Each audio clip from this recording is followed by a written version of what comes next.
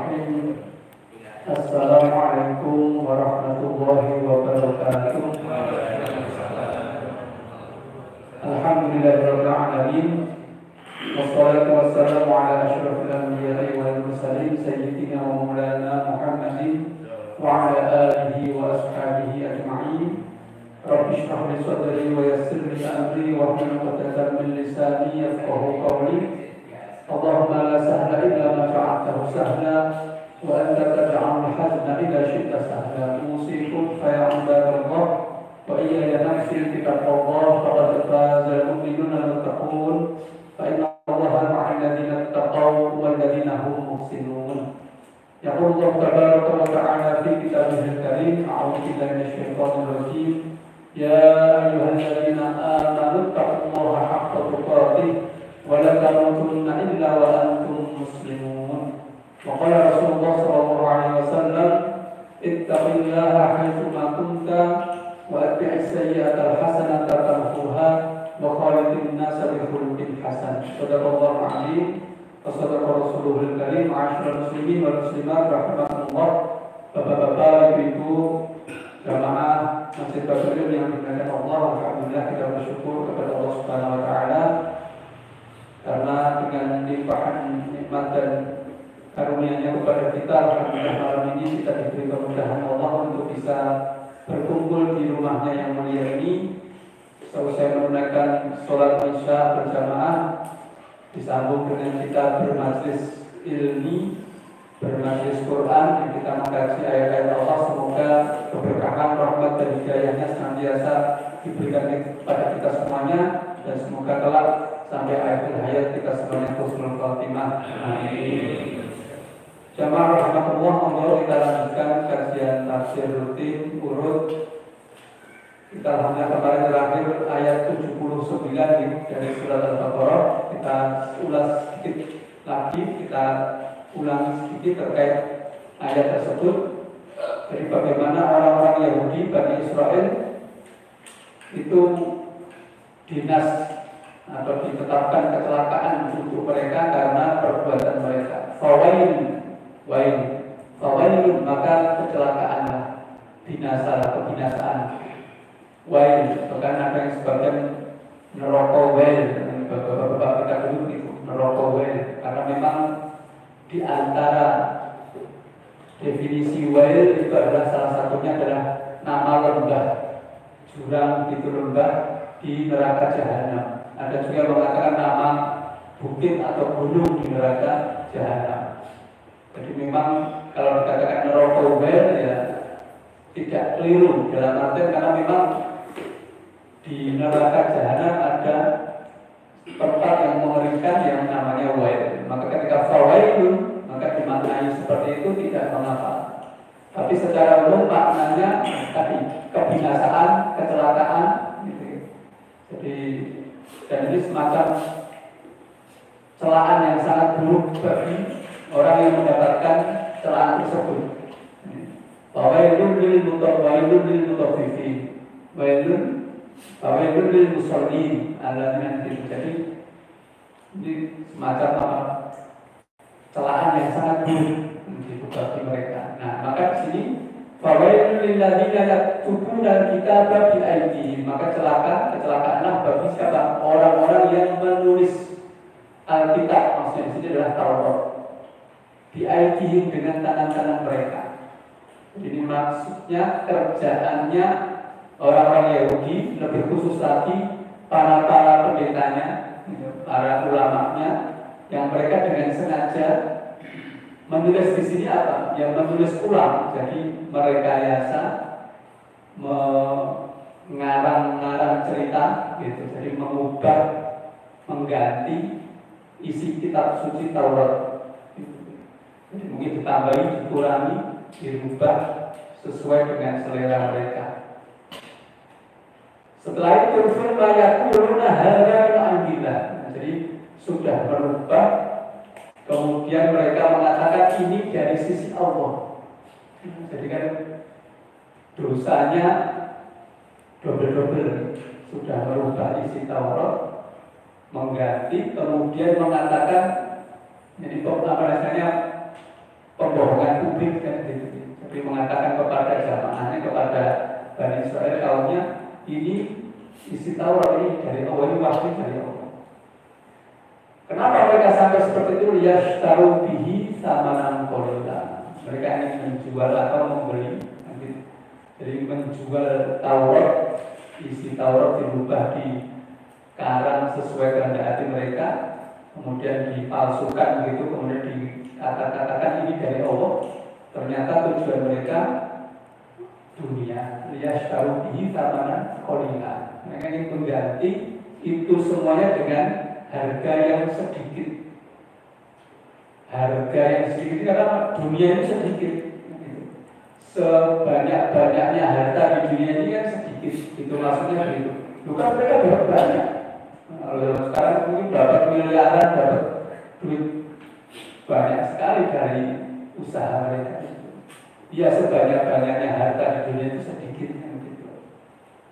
Maka fawailun lahum mimma katabat aydihim, maka dipertegas lagi, maka kecelakaan, kebinasaan bagi mereka dari apa yang mereka tulis.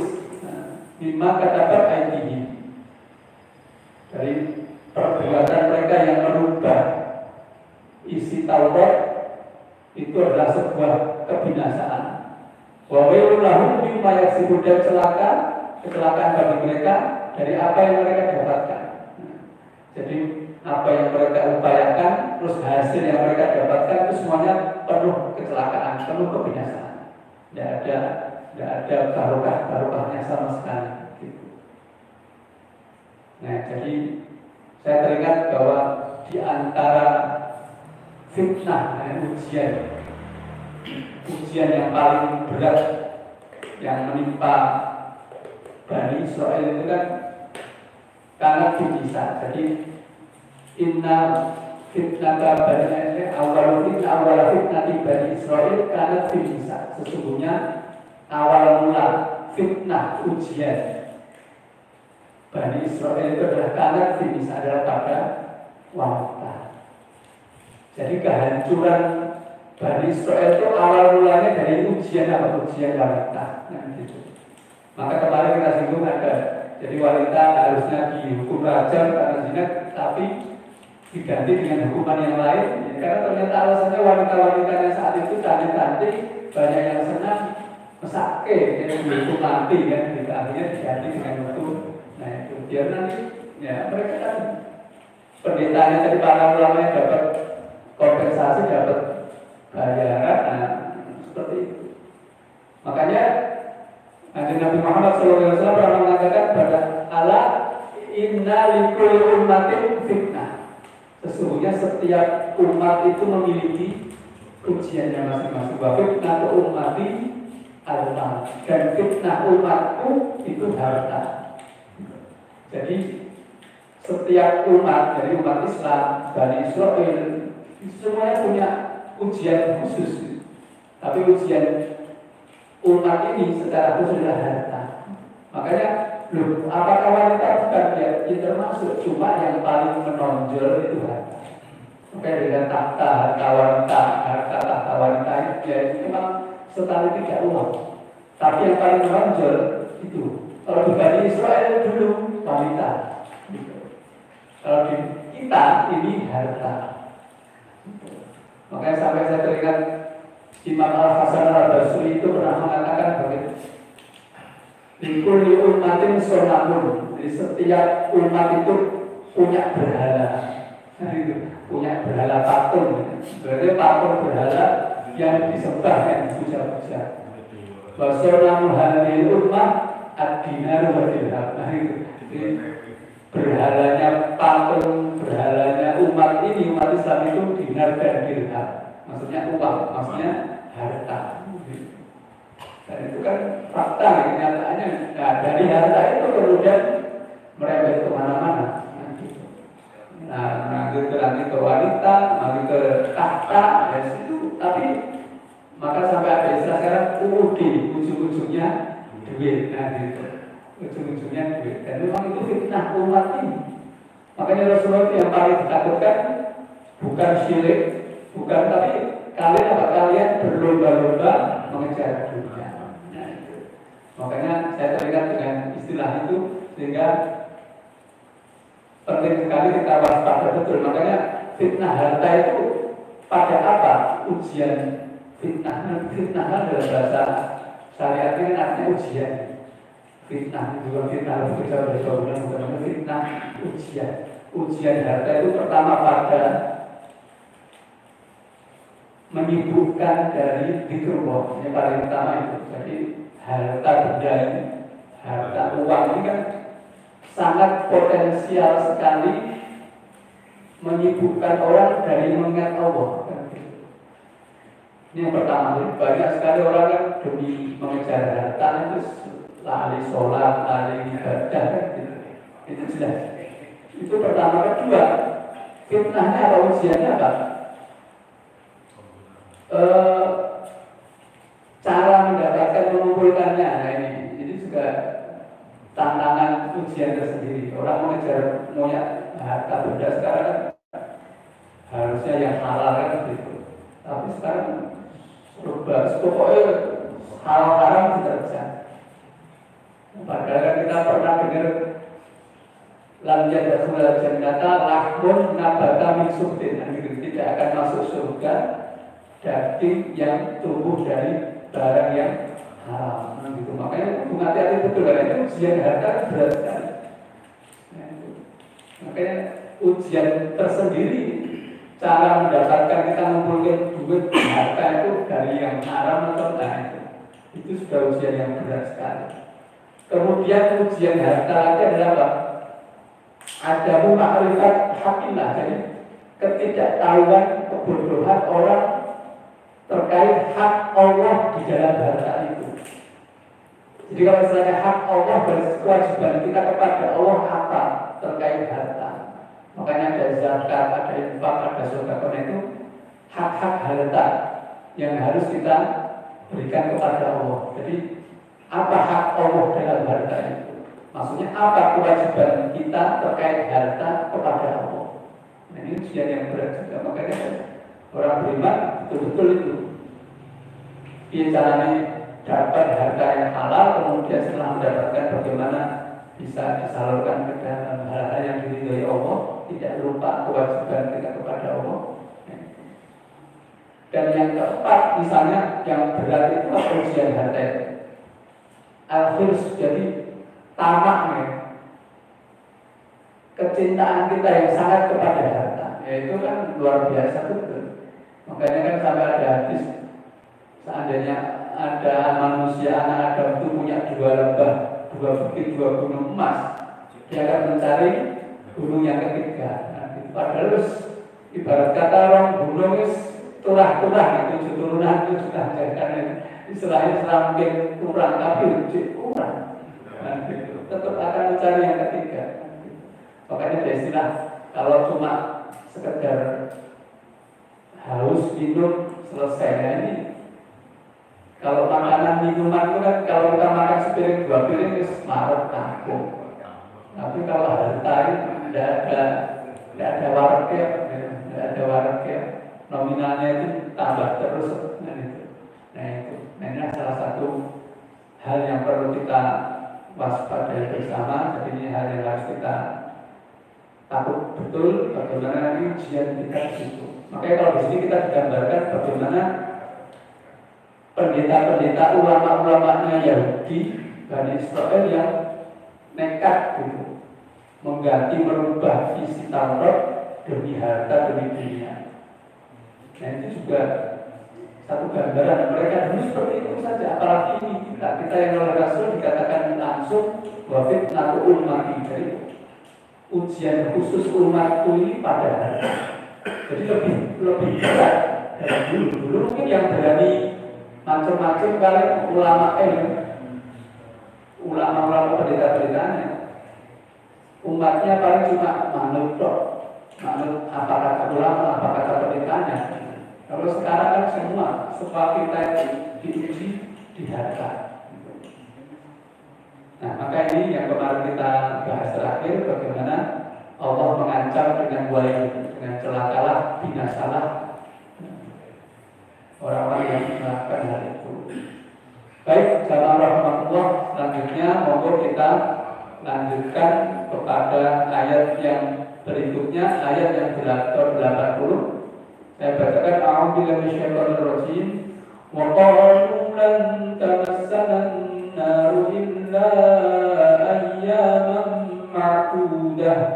Qul attakhadtum 'inda Allahi 'ahdan falan yukhlifa Allahu 'ahdah an taquluna 'ala Allahi ma la ta'lamun.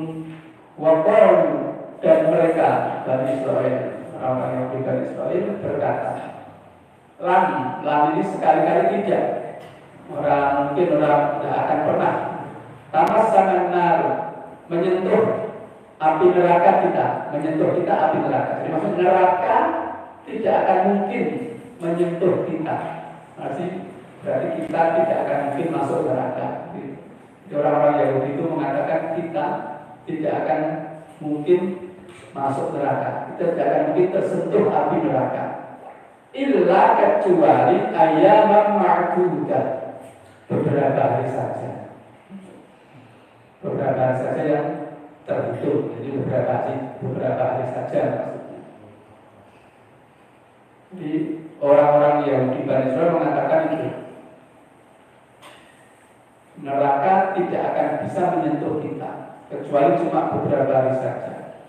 Qul, katakanlah wahai Muhammad, attakhadtum, apakah kalian telah mengambil indallah, di sisi Allah, ahdan, janji? Apakah kalian sudah menerima janji dari Allah? Itu maksudnya. Janji apa? Janji itu tadi, kamu tidak masuk neraka nanti.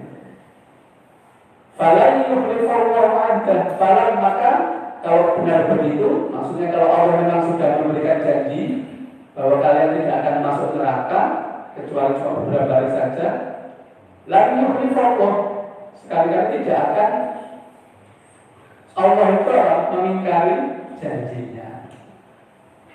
Jadi ini pertanyaan, apakah kalian sudah diberi janji oleh Allah seperti itu? Kok kalian mengatakan seperti itu? Kalau memang benar, kalau memang betul, pasti Allah tidak akan mungkin mengingkari janjinya.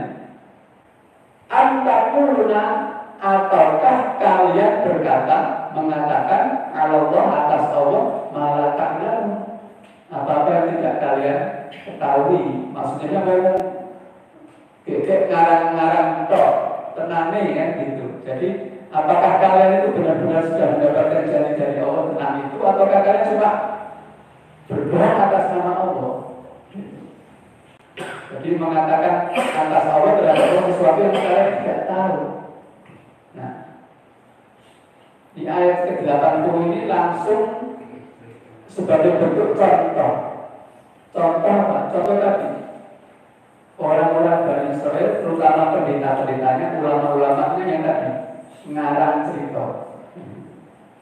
Jadi mereka merubah isi Taurat, merubah entah menambah, entah mengurangi isi kitab suci mereka. Kita tahu bahwa Bani Israil itu kan paling banyak diutus para nabi, para rasul. Gitu. Nabi-nabi di Bani Israil banyak, dan mereka kerasnya satu, Taurat. Jadi sejak Nabi Musa, setelah Nabi Musa kan banyak nabi-nabi setelahnya. Tapi yang mereka ajarkan kepada para kaum Bani Israil ya Taurat itu.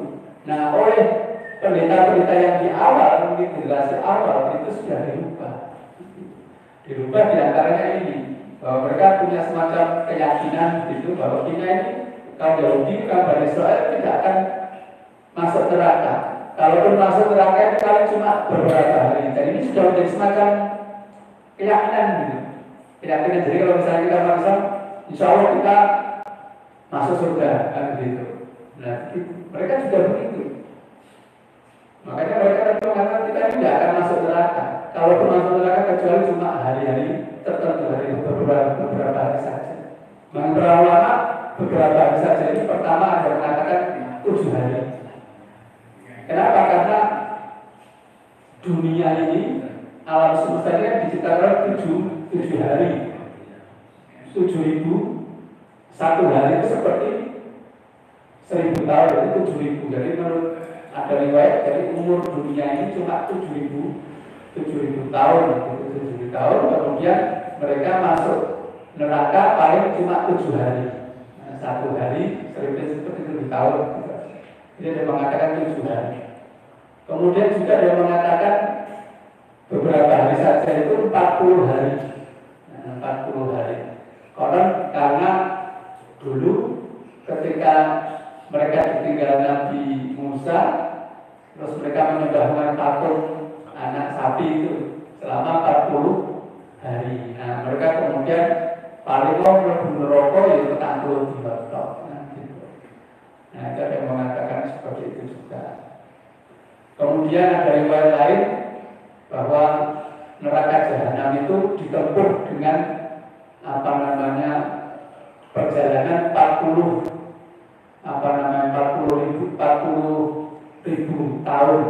Nah, mereka bisa menempuh sehari itu 1.000 tahun. Jadi sehari mereka bisa melewati neraka itu setahun 1.000 tahun. Jadi 40 hari. Jadi mereka cuma kalaupun masuk neraka itu cuma 40 hari saja. Jadi dalam keyakinan mereka, doktrin yang diajarkan kepada mereka oleh para ulama-ulama mereka itu kita Bani Israel tidak akan masuk neraka, tidak akan tersentuh api neraka. Kalaupun masuk neraka paling cuma beberapa hari, tadi ada 7 hari atau 40 hari saja. Nah, jadi kemudian lagi mati harus nanti mereka merasa itu. Apalagi dulu pernah kita singgung dalam ayat yang lain kan di surat Al-Maidah ayat 18 itu dulu pernah kita sedikit kutipkan itu. Jadi wa qalatil yahud wan nasara nahnu abna'ullahi wa ahibba'uh. Orang-orang Yahudi, orang-orang Nasrani itu berkata kita ini abna'ullah, anak-anak Allah, dan wa ahibba'uh, dan kekasih-kekasih Allah.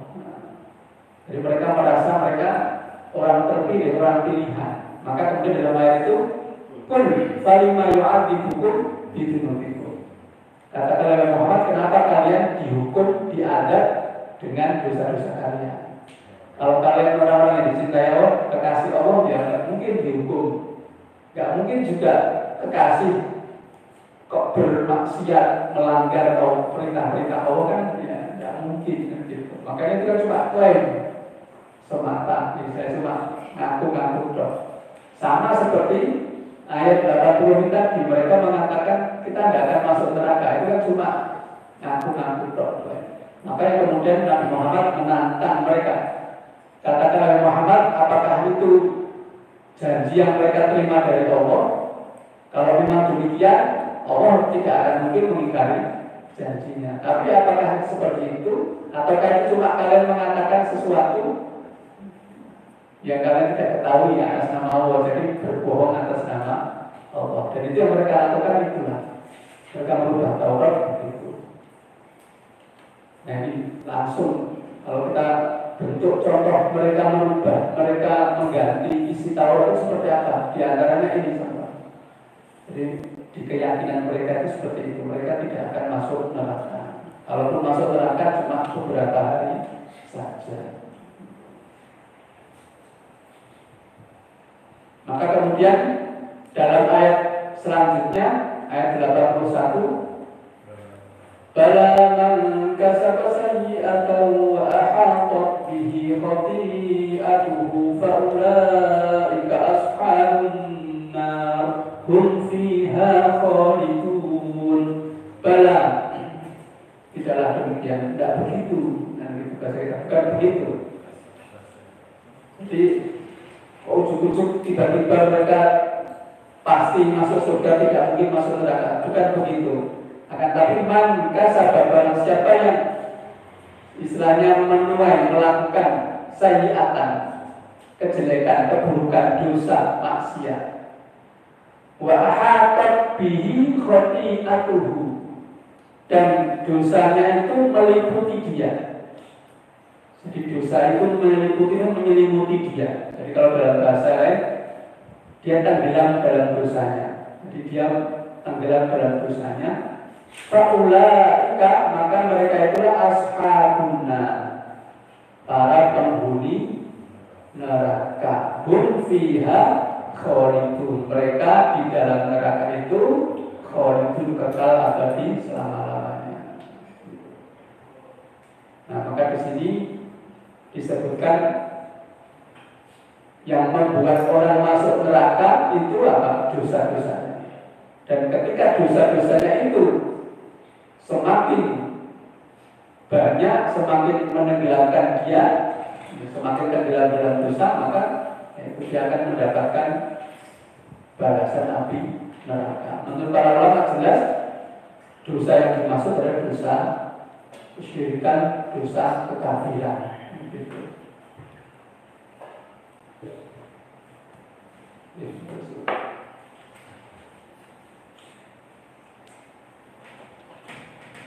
Makanya dosanya seperti noktah-noktah hitam, titik-titik hitam yang semakin banyak, semakin menghitamkan orang itu, hati mereka, jiwanya, jadi bahaya. Gitu. Meskipun bisa dibersihkan, bisa diputihkan, tetapi semakin banyak, semakin menghitam. Nah itu kan kalau dalam bahasa yang kita bahas dulu, ketika sudah corona di-stempel, selesai sudah. Maka kita tidak boleh meremehkan dosa. Gitu. Karena dosa itu kalau sudah bertumpuk-tumpuk, ya itu bisa semakin membahayakan orang tersebut. Maksudnya dosa kecil itu tidak disebut kecil kalau dilakukan terus-menerus. La soghirota ma'al israr wala kabirota ma'al istighfar. Tidak disebut dosa kecil kalau terus-menerus dikerjakan. Tidak disebut dosa besar kalau dibarengi istighfar. Jadi ada istilah ulama begitu. Kalau orang itu berbuat dosa kecil, meskipun kecil, tapi kalau terus-terusan dikerjakan, tidak pernah disesali, tidak pernah ditaubati, itu bukan lagi kecil. Tapi kalau dosa besar, meskipun itu dosa besar, kalau diiringi taubat, istighfar, tidak lagi besar, karena Allah mengampuninya, kan begitu. Nah, seperti itu. Dan para ulama sepakat ketika dosa itu dosa kekufuran, kesyirikan yang menafikan iman, maka ya sudah, dia akan kekal selama-lamanya di neraka.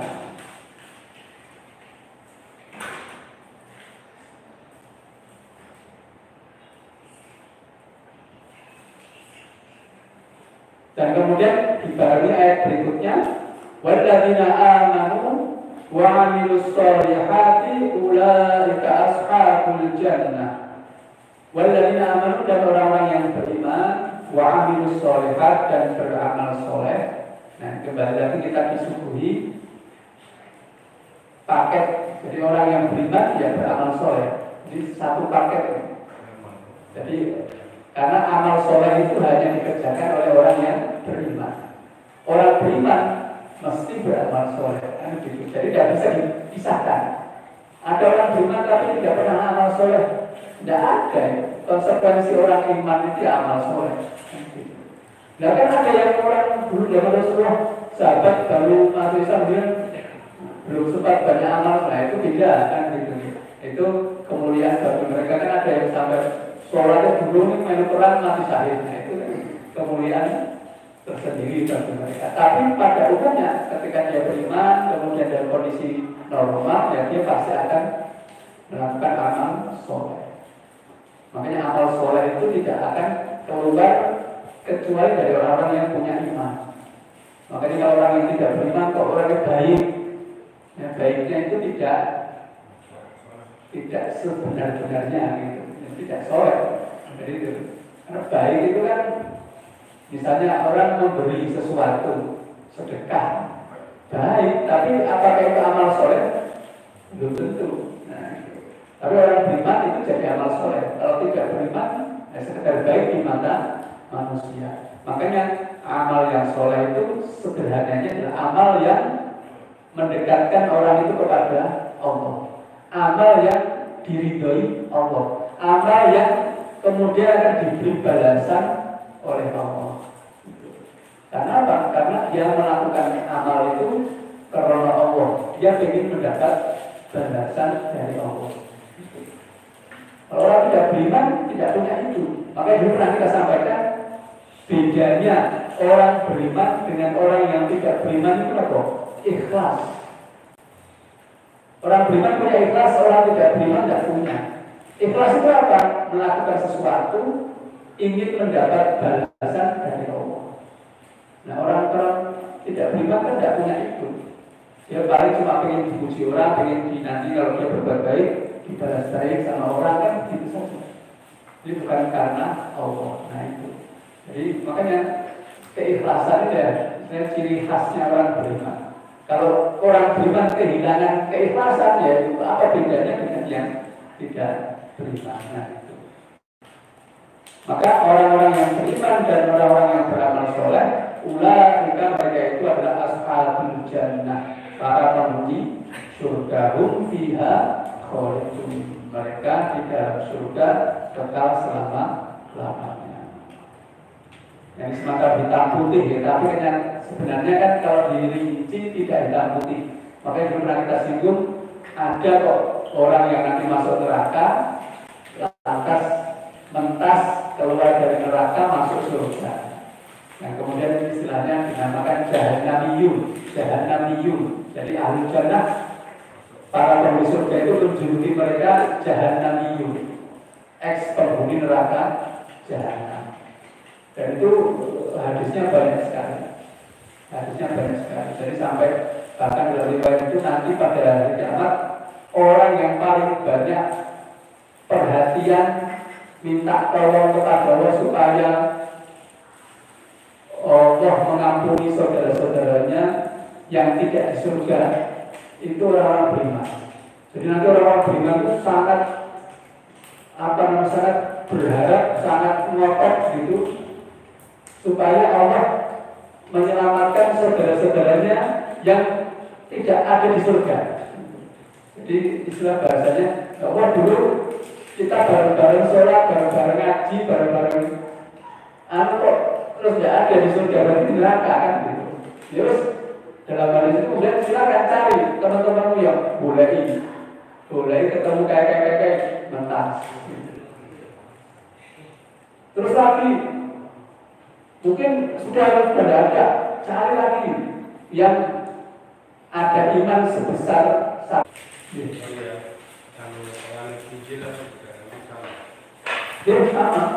Jadi cuma istilahnya kalau perubahan atau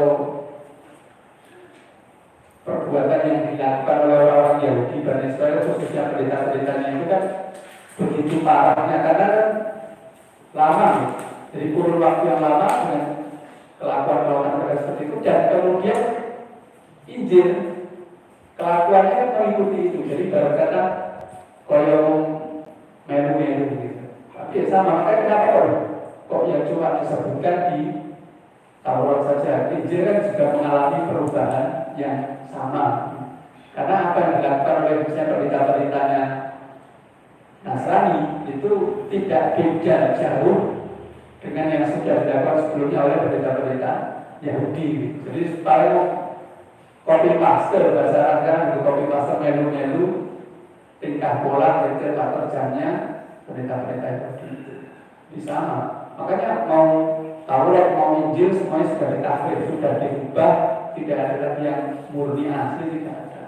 Tapi kalau Al-Quran jelas ada garansi dari Allah, jadi dijamin kemurniannya, kesuciannya, sehingga apapun bentuk perubahan, sengaja maupun tidak sengaja, konangan gitu.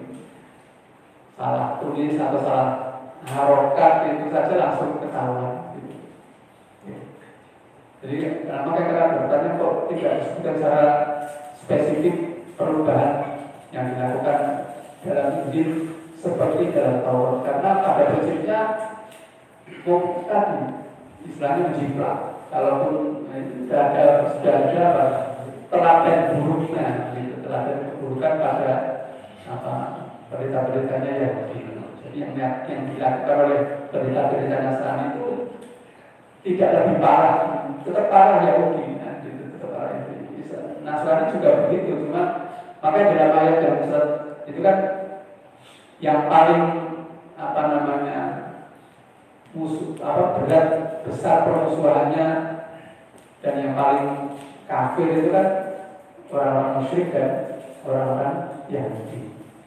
Dan yang paling dekat keimanannya dengan orang beriman itu orang-orang Nasrani. Tetapi nanti ada syarat dan ketentuannya kan gitu, tidak.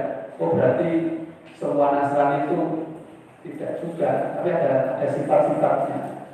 Kan gitu. Seperti kalau contohnya ya seperti apa namanya di Najran itu siapa yang Najasyi itu ya, dari Raja Ethiopia yang kemudian konon itu dikatakan masuk Islam karena apa namanya cuma menyembunyikan keislamannya. Ada yang mengatakan dia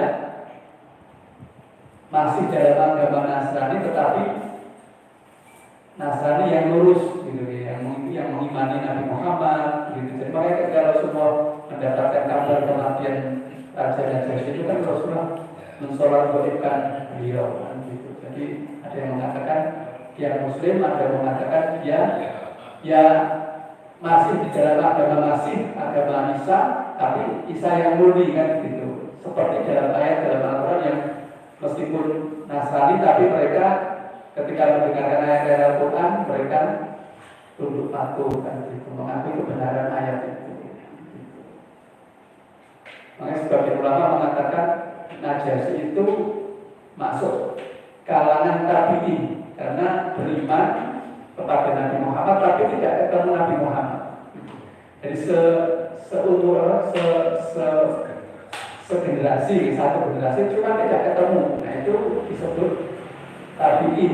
Nah, seperti Uwais Al-Qarni juga begitu. Uwais Al-Qarni kan pengen ketemu Nabi udah sempat sampai Rasulullah sedekah ya sudah. Uwais Al-Qarni itu meskipun segenerasi tapi tidak disebut sahabat karena belum pernah ketemu Nabi. Ya, belum pernah ketemu Nabi. Ya, ngerti gitu. Ngerti malih dulu. Ya, sampun ya. Alhamdulillah semoga yang kita kaji di malam ini menambah ilmu dan juga amal soleh kita semoga kita diingatkan lagi tentang bagaimana kelakuan buruk orang-orang Bani Israil yang luar biasa yang bisa mengakibatkan ya, kebinasaan, kecelakaan ya, yang kita berlindung dari Allah dari perbuatan-perbuatan tersebut. Demikian. Alhamdulillah semoga bermanfaat, kurang salah yang dimaafkan. Mohon kita akhiri dengan doa kafaratul majlis. Subhanallahumma wa bihamdika asyhadu an la ilaha illa anta astaghfiruka wa atubu ilaik. Rabbana taqabbal minna innaka antas samiul alim wa tub 'alaina innaka antat tawwabur rahim. Akhirul kalam bila taufiq hidayah wa ridha wa inayah. Wassalamualaikum warahmatullahi wabarakatuh.